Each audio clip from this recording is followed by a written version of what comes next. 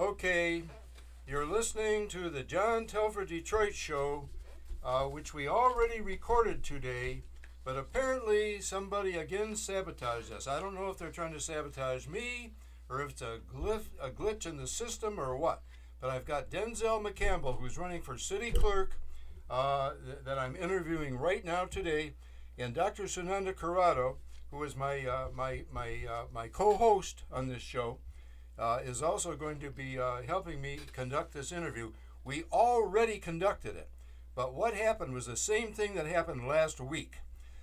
Last week, I had Anthony Adams on this show, and there was someone, you know, I've got a show on WCHB, and they're always calling in, you know, trying to get me fired because I guess because I'm always calling for the execution of Donald Trump. I don't know if that's the reason, but these guys from Macomb County and Oakland County are always calling in to get me fired, and somehow or other, I'm just maybe I'm a conspiracy theorist. I don't know, but I think that they sabotaged me last week, and they sabotaged me again this week because I had two candidates that the powers that be don't want to see elected.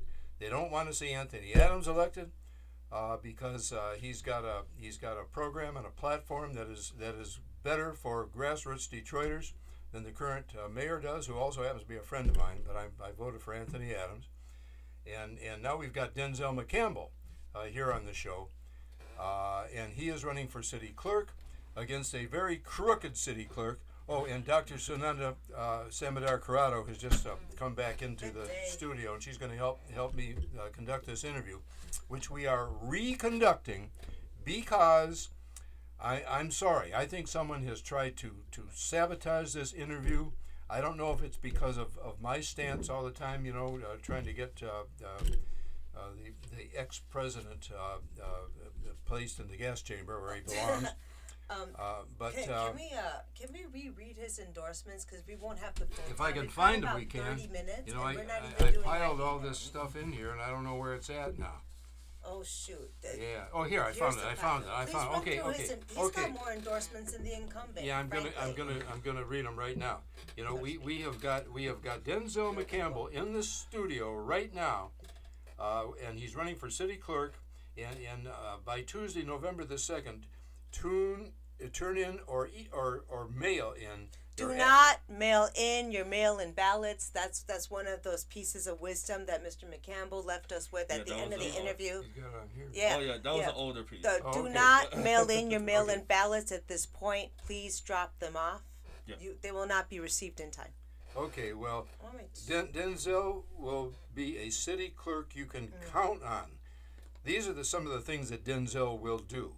He will hold accessible and secure elections to ensure every eligible voter in Detroit can vote. He will fight back against attacks on our right to vote.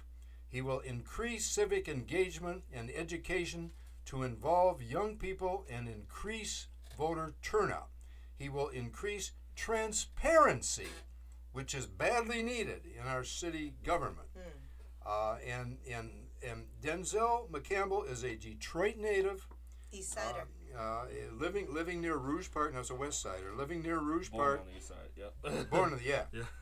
And served as an elected Detroit Charter Revision Commissioner. Denzel has spent the last decade fighting to protect and expand voting and civil rights for all of us. Denzel is currently Congresswoman Rashida Tlaib's communication director.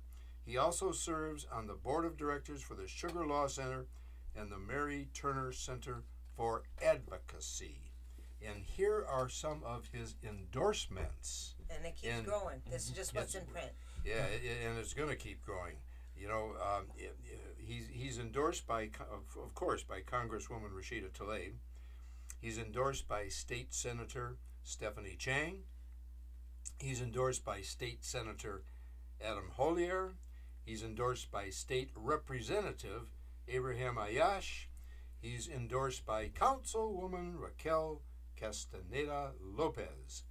And he is also endorsed by Victoria Burton Harris. And he is endorsed by Dr. John Telford. Thank you. And by Dr. Sunanda Corrado. Thank you. And the organizations that he belongs to are the 13th Congressional District Democratic Party, the 14th Congressional District Democratic Party, whereof I am on its executive board, the FSME Council 25, Unite Here, Local 24, Detroit Action, Engage PAC, the Metro Detroit Democratic Socialists of America. Got 3 socialists here. I don't know if you're a socialist or not, but I might as well be. I know Sunandi is. I know my daughter Catherine is. I'm libertarian.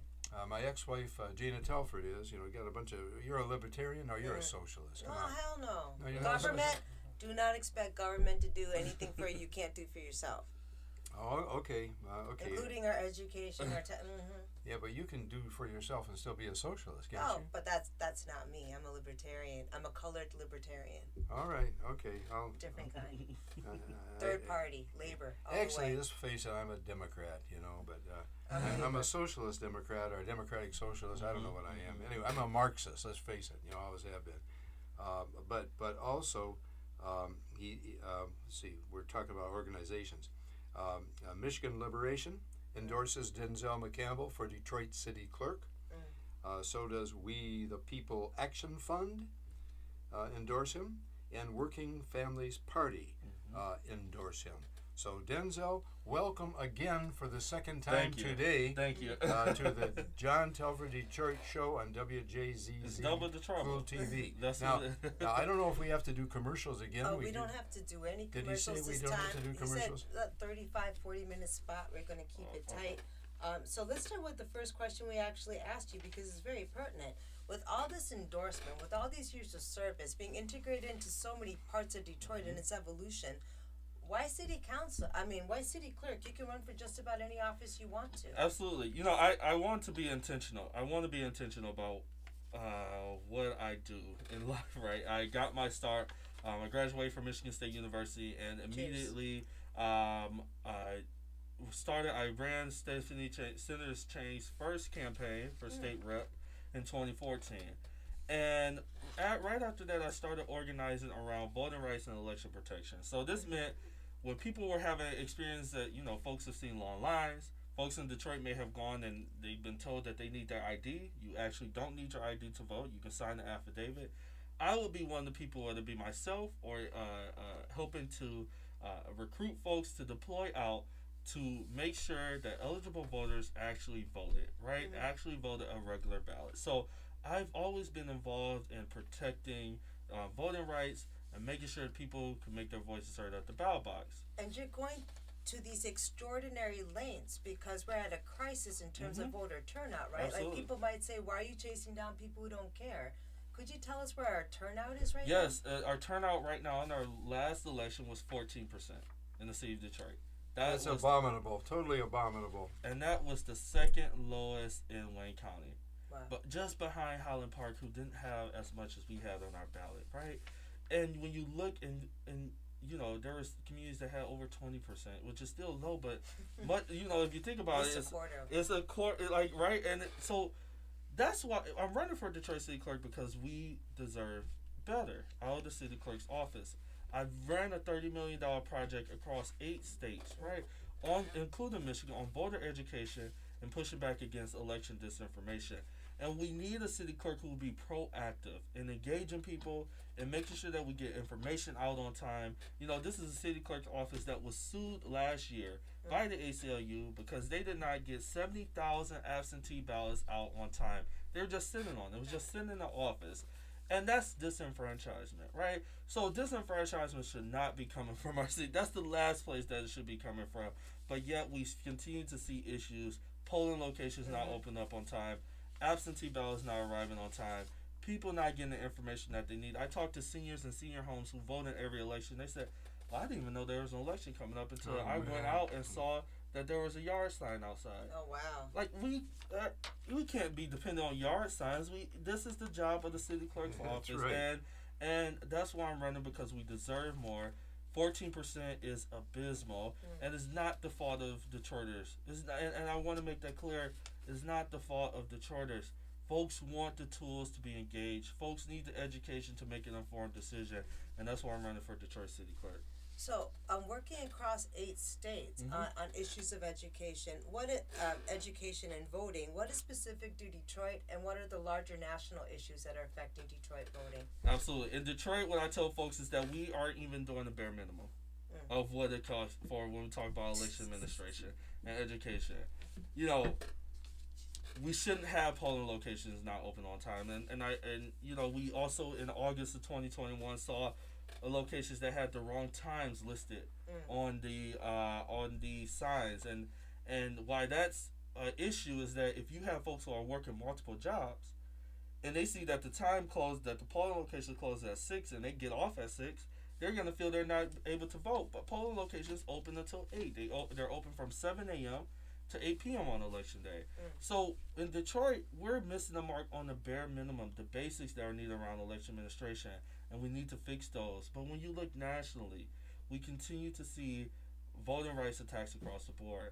In Congresswoman Tlaib's office, I advised on voting rights legislation that we still need to get through the Senate, and if we don't move that legislation, we're going to continue to see these attacks, and we are also going to see election disinformation, and it's across this country. But folks may have seen in Detroit, may have remembered the robocalls that went out that told people the wrong day, yes, intentionally, right? Or the flyers that we've seen in communities to say folks with felonies can't vote. And I'll tell folks in the state of Michigan, you can vote if you're a returning citizen. You can vote. If you are someone who's awaiting trial in jail, you can vote. Wow. That's what needs to happen. And also we need to make sure that, our county officials and the folks who run the jails and the city are allowing people to vote as well. So these are issues that, there are some very pertinent issues in the city of Detroit where it's just the bare minimum of election administration, but we have some deep issues across the country. And what was the last statistical error rate in our elections? So, I'll tell you, in August of 2020, we had 72% of precincts out of balance. And what this means for folks to know is that when the ballots when they go to count the ballots in a bin has to match the poll book, the sign in for that precinct, right? So if they say 72 people signed in to get their ballot, they gave a ballot to 72 people, there should be 72 ballots in the box. In August of 2020, there was 72% out of balance. Now, folks may remember, this is when the State Board of Canvassers told Secretary of State Benson that she must do something to fix the issues in Detroit. Right. So, what happened is that you have the state stepping in to help run elections in the city of Detroit. Folks, this is an issue because you elect a city clerk to run elections in the city of Detroit.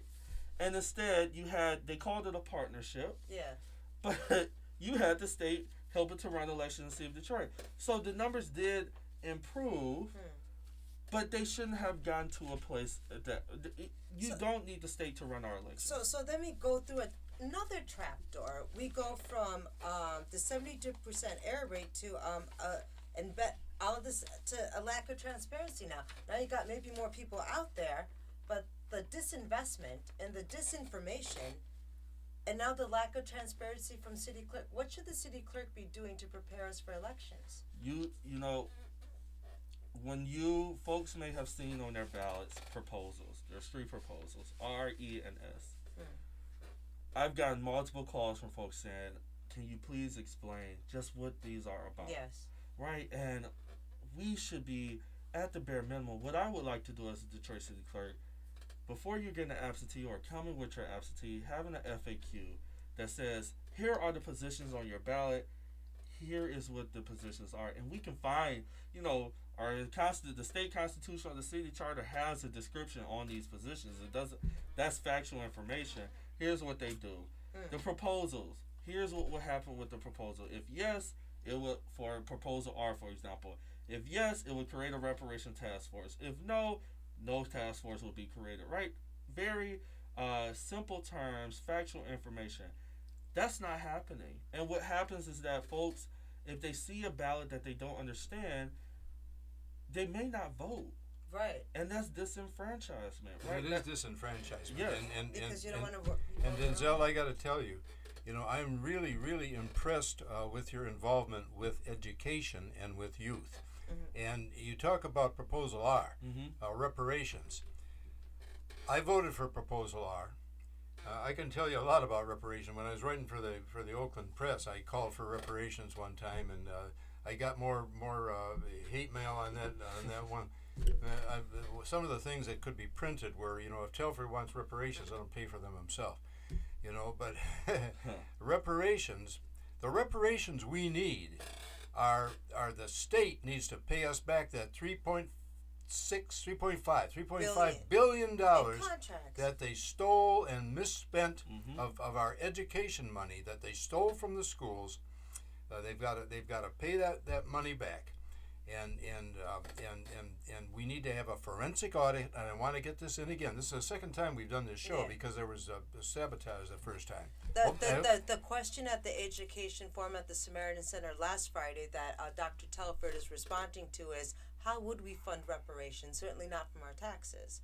And so you brought up that so much money had been stolen from us that we actually need a forensic audit. Yeah, I said that at that forum last week, and I'm saying it again. We need the state to do a forensic audit. They need to clean up the mess that they created. And they, when they took us over in 1999, we had $125 million surplus. Our student test scores were at the state midpoint and rising. And here we are 2 decades later with a $3.5 billion deficit that the Detroit taxpayers are having to pay off. That should not be happening. We need that audit. If we get that audit, some people as high as a couple of governors are going to go to jail. But go ahead. So Denzel McCampbell is going to be on the forum next Saturday, right? Yeah. Not the whole time though, but at the Samaritan Center, 5555 Connor Street, 4:30 to 6:30. The authors of proposals R, E, and S will be there, as well will Mr. McCampbell and his very, very attuned legal mind. If you want to look at language, reparation is a great word. Now let's study the language. Let's see what it means for the city. If you have any questions for him, I believe Coleman Young and Mary Waters are going to be there as well. You can really have a sit down and figure out not only what the proposals are about, but what some of the candidates are about as well. So please come out and see Mr. McCampbell. And could you just give us your website a few times as we go through this program? So www.denzelforddetroit.com. Ford is spelled out FOR. www.denzelforddetroit.com. My phone number is 313-230-4251. 313-230-4251, or you can email me at denzel@denzelforddetroit.com.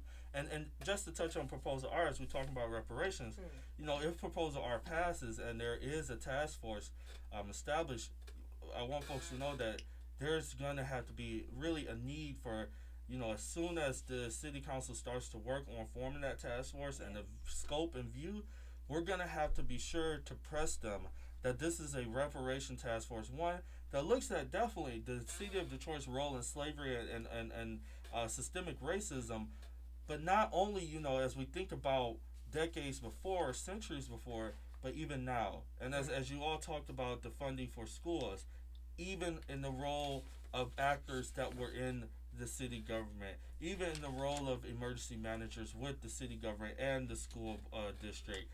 That has to be looked at, and current policies now that continue to happen.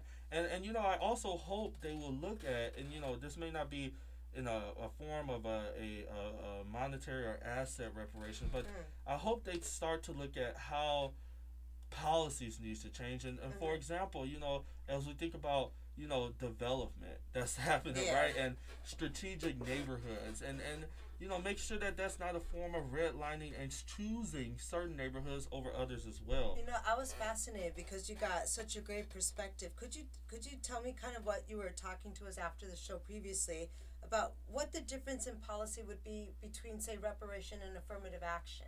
Yeah, I think, we have to look at, when we think about reparations, it has to be, it can come in so many forms, but it has to be, and you mentioned the word asset, like a tangible a thing that goes to folks, and in this form to Black Detroiters, on thinking about things such as land, money, you know, access to education, you know, scholarships, anything like that. That has to be in a form that says it's an atonement. You're getting these things for a harm that has been done to you. So as we think about, you know, I don't want it to go into. I saw one iPad that talked about, you know, programs that target to folks. No. No, this is, you know, those programs should exist already. I Right. want to make that clear. Programs should exist already that will give your residents a leg up and help solve the issues that they're going And through. we have these programs, Right. 10 billion of them. How Exactly. have they helped so far? So when we think about reparations, it is supposed to be a tangible thing that says, we did this harm to you. Here is something to atone for that, whether it's cash, whether it's a check, whether it's land, whether it's a form of something that says, this is our atonement for that. And this task force, if it passes, they have to have the view of that. It should not be, and this is my personal opinion. I hope that, like, this is my personal opinion in a way. It should not be, oh, we're going to give more economic development to a Black neighborhood. Yeah. No, you already should be making sure that the neighborhoods have what they need, and let's talk about equitable development, but it should be, we caused this harm. This is what we're going to do to help repair that. Okay, Denzel, I'm going to ask you some questions again that I asked you on this last show that was sabotage, and I'm hoping this one doesn't get sabotaged, because if this happens again, it's definitely sabotage. But before I do that, I want to do some endorsements that I promised, and I'm adding an endorsement. I'm now endorsing Landis Spencer for police commissioner in District 6. That's a new addition. I'm adding him to my list of endorsements. I'm obviously endorsing Denzel McCampbell for city clerk. I'm endorsing Mary Sheffield, although she's running unopposed, but that's my council lady in District 5. I'm endorsing Linda Bernard for police commissioner in District 2. I'm endorsing Scotty Bowman for police commissioner in District 4. I'm endorsing Letitia Johnson for city council in District 4. I am endorsing W.F. Hodo in District 3. He's write-in candidate. Yeah, he is a write-in candidate. So write-in W.F. Hodo. He's H-O-D-O. H-O-D-O. W.F. Hodo. H-O-D-O. A write-in candidate for City Council in District 3. And he's running against Scott Benson, who's in a world of trouble. But write in W.F. Hodo for City Council in District 3. And if you want to contact W.F. Hodo, his phone number is 313-685-6777. That's 313-685-6777. And I'm also endorsing Coleman Young for City Council at large. But I also want to mention that I did invite Mike Duggan to come on this show and deliver his platform. I invited both him and I invited Anthony Adams. Now, both of these men are my friends, okay? So it's kind of a difficult situation for me, but I voted for Anthony Adams. One of the reasons I voted for him is because he wanted to debate Mike Duggan. That's only fair. Mike Duggan refuses to debate him, as does our city clerk, our current incumbent city clerk. Exactly. She is refusing to debate Denzel McCampbell, whom I'm also supporting, and he is on this show right now. So I wanted to make that known. Go ahead. And, you know, I was totally ignorant about this very, very important part of the city clerk's office. Of course, one part is enfranchisement and giving us information and access to voting. But you were telling me that the city clerk is a clerk of the city council. What does that mean? And what does that mean for accountability for policies in the city? Yes, the clerk is the clerk of the council, and what that means is that when we look at agendas, you know. You have a phone call. We have a caller. So Let's let's answer the question, and we'll take the caller. Caller, you're calling into the John Telford Detroit Show on WJZZ Cool TV. What is your comment or question? Hello, caller? What is your comment or question, caller? Caller? Your comment or question, please. Apparently, Roger, we're not getting any audio from the caller. Hello, this is Michael from Madison Heights. Hello, I'm enjoying the Hello, show. Michael. Yeah. Madison Heights, huh? What's your question or comment, caller? I wanted to invite for folks who are running for office and folks who want to talk about the upcoming election. We're having an Angel Night party, small party event at Dr. Bob's Psychedelic Healing Shack on Saturday night from 8 p.m. on. That sounds awesome. Dr. Bob's Psychedelic Shack, 8 p.m. on. Where's it at, sir? Yes. Again? It's featuring our great musician friend William Marshall Bennett on the piano. He is amazing. You know, I couldn't believe you said Madison Heights because Mr. McCampbell is also from Madison Heights. Or I went to high school. You You went to high school there. Matter of fact, that's a caveat. Denzel was in high school when I was a superintendent in Madison Heights, and I brought all the kids from Detroit in to balance the budget, and the racists out there got me fired. In fact, I was fired right on the Let It Rip show. You know, Hugh Perkins. Yeah. By the way, Dr. Telford Yes. and Sunanda and your guest, do you have any recommendations for mayor for Maddie Heights, please? For Madison Heights, I'm not that familiar with the community anymore. They fired me back in 2009. You might have to Mayor come on the show Mayor and let us know. Grafstein is running again, so I have a call out to our former mayor, Judge Brian Hartwell, who is amazing. I foresee a great political future for Judge Hartwell of the 43rd District Court, former Madison Heights mayor. But I'll let you continue. Thank you very much. Okay, Enjoying thank the show. Thank Thank you, caller. Thank Thank you, you. caller. So- Where were we? Yeah, so could you tell us about like the larger responsibility that we didn't even know about, that the city clerk is a clerk of the city council? Yes, so and this is important because folks know about the investigations. You mentioned Scott Benson, right? The raids. You know, we've had 2 council people who have been pled guilty and have been indicted and pled guilty. Right now, we can't even go on the city's website to figure out how our council members have voted on agenda items. So as we think about these investigations are There's related, no voting record for our Right, city. exactly. There is no voting record. you cannot find it. You cannot find it. You would have to call down to the city clerk's office, wait for them to send it, and get it to you. And you know the current clerk has said, "Oh well, the city council didn't buy into the idea of putting it online." This is the role of the city clerk.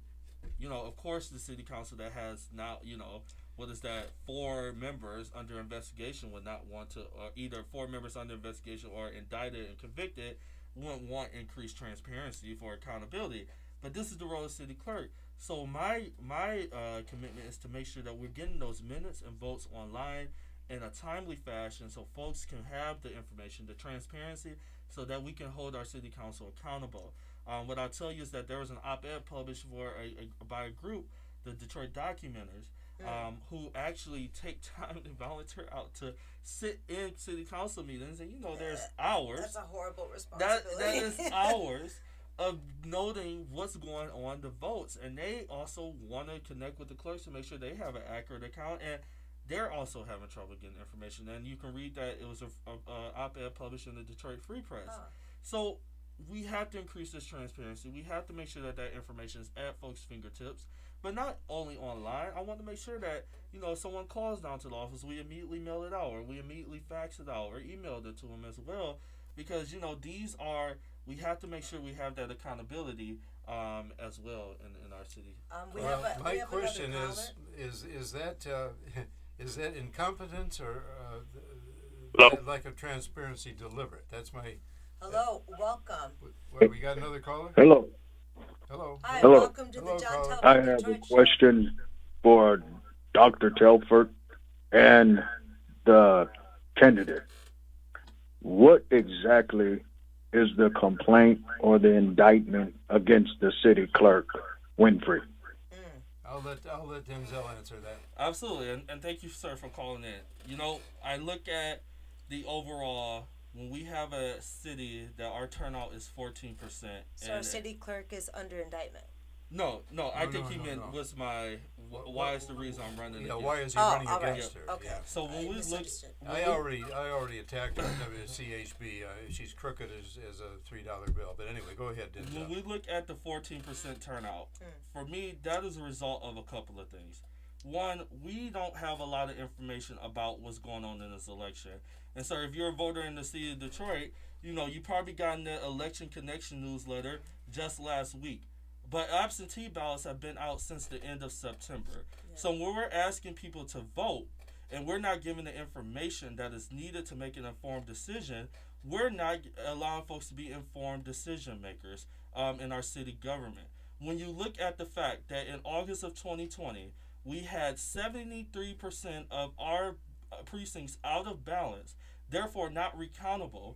And then you look at the November 2016 election and similar results, and you had a vote spread of 10,000 votes that were not recountable. And then you have a place where the Secretary of State has to step in to help run our elections.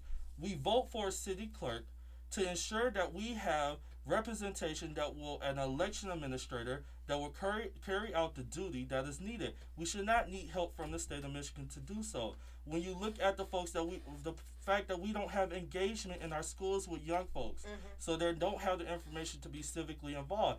And you look at the fact we don't have engagement with folks who are older, as well. I go in senior homes and they're telling me that they did not even know that an election is coming up. So the reason I am running is that we deserve more. You know what? You're still being polite because from what Madam Kendall Walker had told us, That was Beverly Kendall Walker, my old the student. city clerk doesn't even run their own website. Exactly. So I really want to make this clear for folks because folks will say, why are you running? What is going on? If the city clerk is doing a good job, I really want to make sure that folks understand the duties of the city clerk's office and how the current city clerk is woefully failing at those duties. And when we look at the website, if you are on the ballot, you're an independent office. Why aren't you controlling your own website? That's right. Why aren't we getting that information up? If there's an issue that the administration is not giving you the website, make it known to folks so we can make some noise. If this is also a city clerk who took up half the drop boxes this year, right? We had all this access to the drop boxes in 2020, and you take up half of them. And she says because turnout is just not high enough. Then do things to get turnout high enough. What folks in the city of Detroit should be tired of is the constant excuses. The constant excuses that lead to 14% turnout. The constant excuses that lead to polling locations not opening up on time. I've done the work to ensure that we have materials for the clerk's office if they need it. This clerk has always said, I don't need help. And then on election day, you need help. So we need a different city clerk. And I want to make that clear on what's happening. Enough of the name recognition. Enough of I know this person, that's what I'm going to vote for. We deserve better in the city of Detroit. And that's why you have a chance on November 2nd to bring better. And you also have a chance on November 2nd to vote for a new mayor. And the old mayor and the man who's running against him are both friends of mine. So it's hard for me to have to say this, but they have it's been credibly suggested to me that the last week's show when I had Anthony Adams on this show was sabotaged because of who he was, and just an hour ago this show was sabotaged again, possibly because I have Denzel McCampbell on it. Now I don't know that for certain because they've been trying to get me fired from WCHB also. Some racist calling in from Macomb County and Oakland County because I've been calling for ex-President Trump's execution. He belonged to the gas chamber, and I say this every chance that I get. But I promised Anthony that I would at least mention this again. I would mention that the blackout by the media in Detroit of Anthony Adams' candidacy has been a deliberate attempt, in his opinion and mine. Has been a deliberate attempt to silence the truth of the criticism of his opponent's policies, which have crippled substantial portions of our community who suffer in silence, bemoaning the loss of generational wealth and otherwise allowing for the unwarranted displacement of our community from real political leadership. I had to say that, so Anthony, I said it, and I got it said. Go Now, ahead. Mr. McCampbell, you're also, I like to think I'm young, but I'm not. I'm older now. You're part of the younger adult generation that is much more versatile, much more about technology.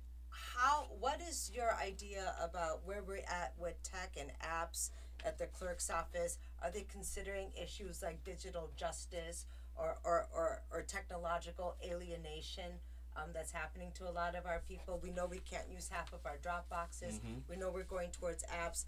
How are we securing the vote technologically? We're already talking about a 72% error rate with paper ballots, right? Yes, we're not using technology in the way that we could be doing from the clerk's office. I mentioned that they have a flyer as an attachment that you have to download on the website, and we could I know there are ways to embed and text attachment on website, but that's getting into weeds. But what I'll tell you, I bring that up is because this attachment is not readable with a screen reader. So if you're visually impaired and you use a screen reader on the website on your computer, you won't be able to know where the drop boxes or satellite locations are, right? As we look at, I bring up the votes and the minutes, that could be embedded on the website. As we think about, we have to make sure that folks have updates with their absentee ballots. We have to make sure that folks are getting one of the things that I talked about with the youth engagement that we're That's using what I want to video. talk about. Okay. Good. Yeah, You're talking about block clubs. Yeah, and that's one of the things that I love best about your campaign. thank you. You are supporting youth engagement. Talk a little bit about how you're going to make that happen. So, one thing, as I talk to educators, as I talk to young folks, I talk to a group of young folks that, and I say young folks, I'm 29, but these are folks who were much younger than me as well. But I was You're young enough to be my grandson. Yeah. I'm 85. I got you. At the Church of the Messiah, I was talking to some folks as well.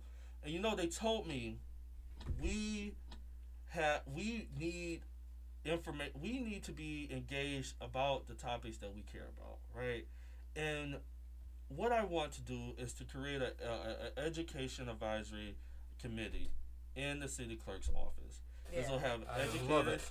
This will have educators. This will have parents. This will have students at the table to help us come up with programming and curriculum from K through 12 on how are we doing more youth engagement inside the schools and outside the schools in our communities as well. I bring up an example like using a TikTok video. Gen Z is on TikTok, and folks remember the Schoolhouse Rock. Like, we can create that with landmarks in the city of Detroit and have local folks, local artists, poets, rappers involved in that, and it can be something that folks can relate to. They say, oh yeah, that's my neighborhood. Oh yeah, I know that person. I listen to them all the time. And they take it in. They take in the message. Like, these are things that we can help come up with. Creating that curriculum inside the classroom that's relatable, meeting our young folks where they are. And what my goal is, I don't plan, like I say, from K through 12, but I don't plan to be in this role for 12 or 13 years. But what I mean is that if we're having curriculum from kindergarten through 12th grade, by the time our students are graduating our senior year, they're going to be able to know what these positions are, what they mean for the issues that they care about, and to be so engaged. You're going to be involved in various aspects. And you all actually offered this up in Proposal P because you were one of the architects for Proposal P, right? And one Which of those should have passed. Yeah, and yes. It was to provide internships for all the kids in the city and into city jobs. And we know internships, 80% of the time, I'm making that number up, turns into jobs. Well, sign us up for that group, Denzel. Absolutely. As an educator, I want to Yes. be on it. And also, I want to, you mentioned poetry, and it reminds me, this is supposed to be a poetry show. So I wrote a poem yesterday called, what did I write? I can't find the damn poem. Oh, here it is.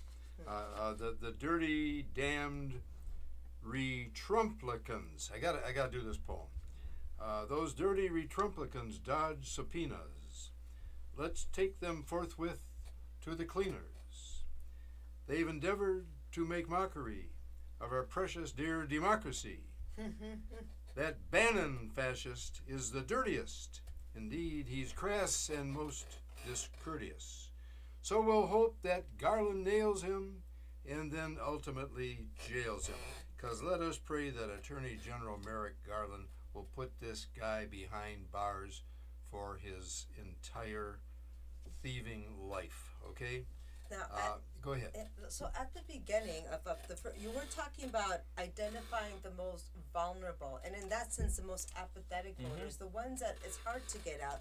Could you tell us why that's important for the health of the city overall? Absolutely. And what this has to do with election protection, even for middle class voters? Absolutely. So, the one aspect of my plan on civic education engagement is the youth component, but also creating a civic education corps. Civics, yes, Yep, yes. and this will go with it. It will partner with block clubs, neighborhood associations, civic engagement groups that are already doing the work, but making sure that they have a partner in the Detroit City Clerk's office to provide the information, to be out there. I'm committed to going door to door to folks.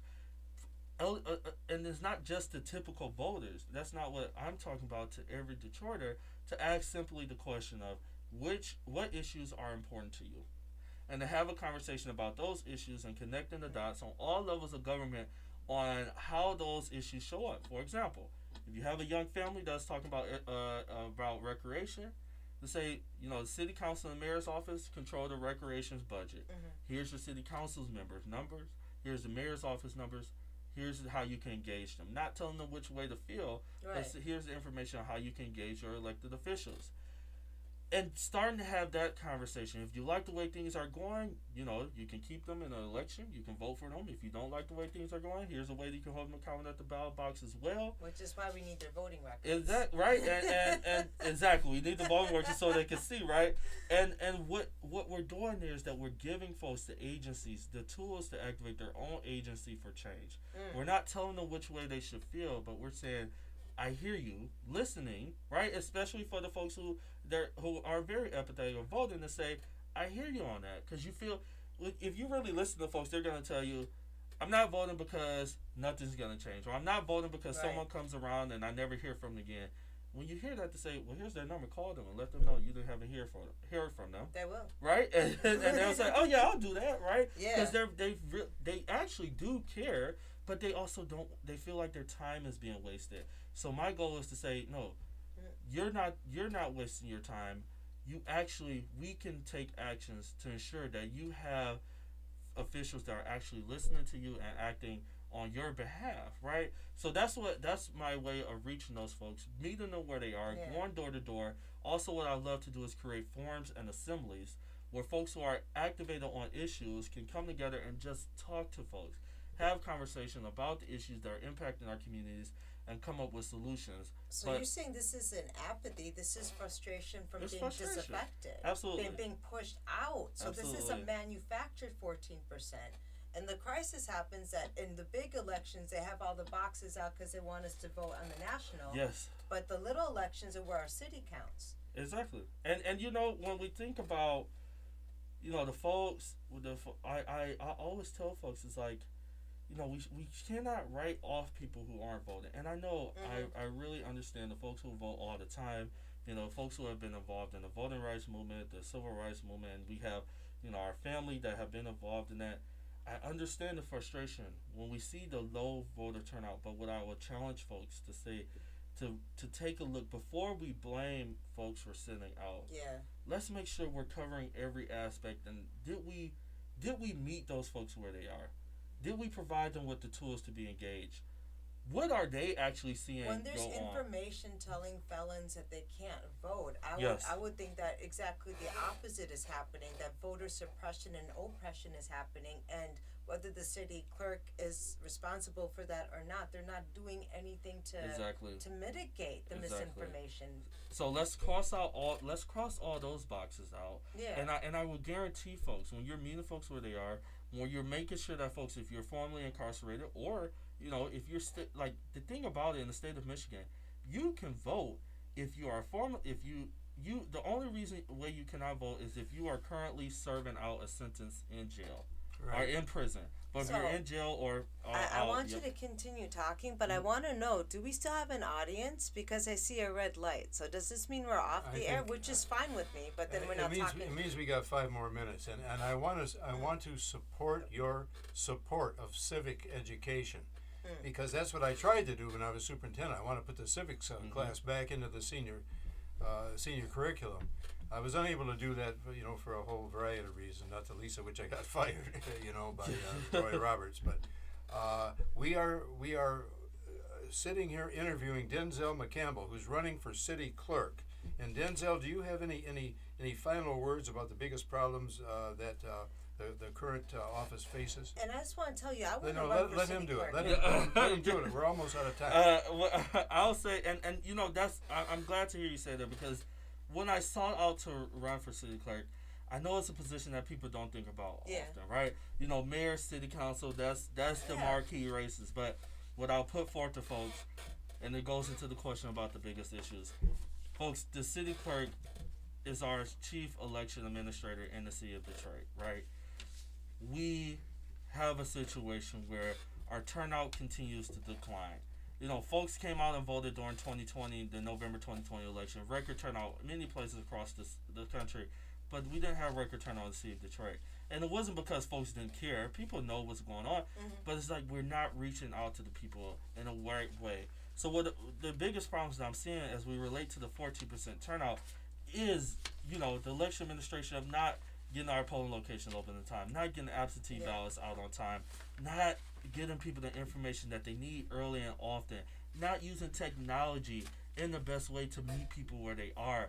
As we think about, civic education and engagement, I'm going to be a city clerk that's going to be in the community. You're going to know what a city clerk does and who your city clerk is, because I'm not going to let you sleep without talking about these issues. And lastly, we have to increase the transparency and accountability, because that will help us root out corruption. And we need a strong advocate who will fight back against these voting rights attacks. That's a gatekeeping office. Yeah, exactly. And as we see these continued voting rights attacks, we need someone who's experienced in doing that. I've done that work, and I'm asking for your vote on November 2nd. The last thing I'll say, if you have an absentee ballot, please drop it off. We are past the point where mailing, I want to make sure that your vote counts. So drop it off. You can drop it off at the Department of Elections, which is on West Grand Boulevard, west of Woodward Avenue. Or you can give me a call and I can try to point you in a drop box that's closer to you, 313-230-4251. And thank you all so much. Thank you. Please come out and vote November 2nd. And please do not mail in your mail-in ballots. Please drop them off. And you've been listening to the John Telford Detroit Show with Dr. John Telford and his co-host, Dr. Sananda Samathar Corrado, on WJZZ Cool TV on Thursdays from 10 to 11 in the morning, streaming on Facebook, YouTube, and Twitter. It was the late, great Dr. Wayne Dyer who said that Dr. John Telford has a warrior's heart and a poet's soul. Listen also to Dr. Telford on WCHB AM 1340 Saturday mornings at 9:30 and Monday evenings at 6:30. Tune in again next Thursday morning at 10 o'clock, and thank you for listening.